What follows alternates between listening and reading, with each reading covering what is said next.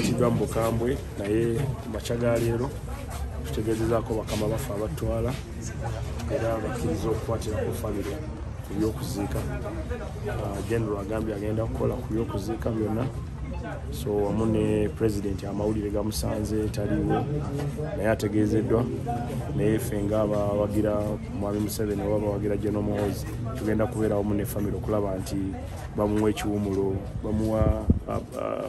dignified send off so biriwo kitaawe oyo omuzeeyi gwe mulaba poliisi emaze okukola obulongoosa bode tuva wano kati tugenda ku Uganda Funeral Service wali ebukoto bamunaaze bamwambaze then tugende mu maka ga kitaawe ezana Entebbe Road tugenda okumala ddaka 3 bakolerewo kadduwa katono then ku ssaawa 6 n'ekitundu zennyini tugenda kulindiga olugendo tugende mukono enkukonjera okyamira wantone novuga katawuni ak'ekisoga oleka ekigenda ekatosi n'okwata ekigenda enkukonjera akatawuni akakali awo tugenda okuziika kuko tusuubira okuziika ku ssaawa 10 zennyini naye olugendo lwaffe tujja kulutandika ku 6 nga tuva wazana nga tugenda okumuwerekera ku bijja by'abajjajjaawe enkukonjera Isma abadde mpaji nene mu babloga bubaka kibobawa ne public okutwaliza awamu babloga tubasaasidde nnyo n'abantu bonna abakkiriza mu free speech oba abamawulire tubasaasidde nnyo ffe nga aba MK movement tuli wamu nammwe era tunenya nnyo abantu abakozesa ebikola eby'ekikambwe okutta oba okuwolera eggwanga oba okurivenjinga ku muntu aba abanyiiziza olumu babloga bayitawo olwo ebigambo byeboogera nga naawe olaba nga omuwulira oyo kaye olumu boogera ebigambo ebyesitaza ne balowooza nti beboogerako oba tebanyiiga naye beboogerako mbadde mbasaba mubeere nga Mwami Museveni muleme kunyiiga kuba buli lunaku bamuwaayiriza bamuvuma naye tagamaako muno nti mugende muto oyo kubanga yanvumye naye olwo abantu abalina obusungu obungi nga tebajja kulinda kuboogerako nosense so mbasaba abato bange bakendeze ku nkozesa y'ebigambo ebibyevoola abakulembeze evoola abantu abalala encouraging development bablogging ku byenkulaakulana okusinga kati ku entertainment kubabye sente z'omusolo baleke kuvuma abantu oba kucelebratinga kufa kw'abantu abalala si kirungi kirungi mu Africa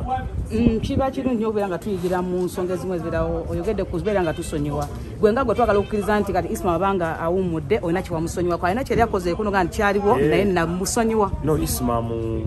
abadde controversial nnyo abadde very very controversial kuba emabegaawo walole yanvuma naye nga nebyavumira sibiraba olidde sente ziba ziridde n'omubuuzo eziriwa nga tamanyi tolina na sente naye nga gwe gwavuma nyina abaana bange babeera ku TV nga balanga daddy you ate people's money so mbeera nga nina obusungu obwokungulu nange nandibadde mukoze ekibi naye mabegaawo wetwakyaza kabaka yasiima najjako Entebbe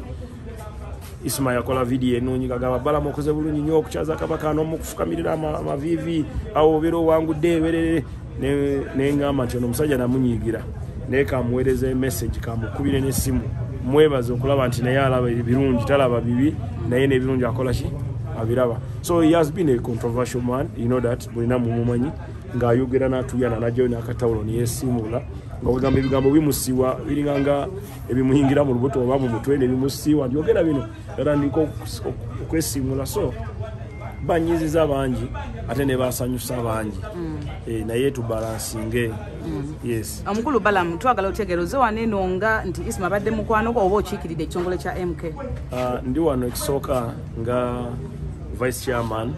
wa Uganda Promoters Federation ate nezijja wano nga vice chairman wa MK movement Promoters Federation tenaleeta wadde siringi 10 ne MK movement etegese eyambyeko mu kuziika mu kwerekera muganda waffe so ndi wano kulwa MK movement ate ne kulwa General Muhoozi Kainerugaba tasobodde kujja oba kwetaba mu bino ebintu olw'emirimu gy'eggwanga emirala gy'aliko so the reason I'm here I'm representing MK movement okulaba nti omuwagizi waffe wa MK movement awerekebwa mu kitiibwa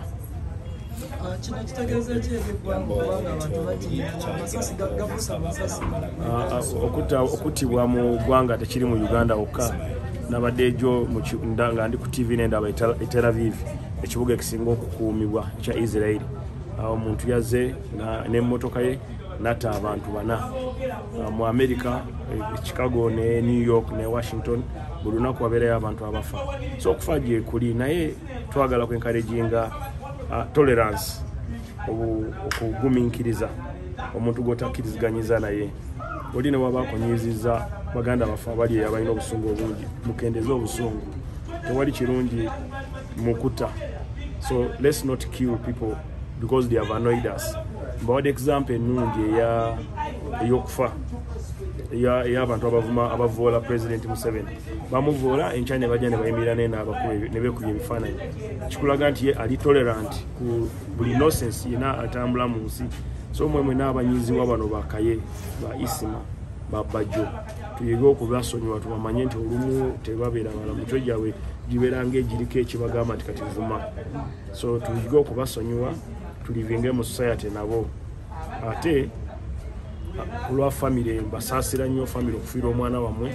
ne Uganda okufiirwa Munnayuganda kubanga abadde asigala nje akozesa abantu abalala asasula omusolo. So government efiiriddwa omuli w'omusolo, ate Munnayuganda omugezi munnamawulire buloga, ate naffe nga Bannayuganda tufiiriddwa nnyo. Omuvubuka munaffe abadde supportinga MK movement.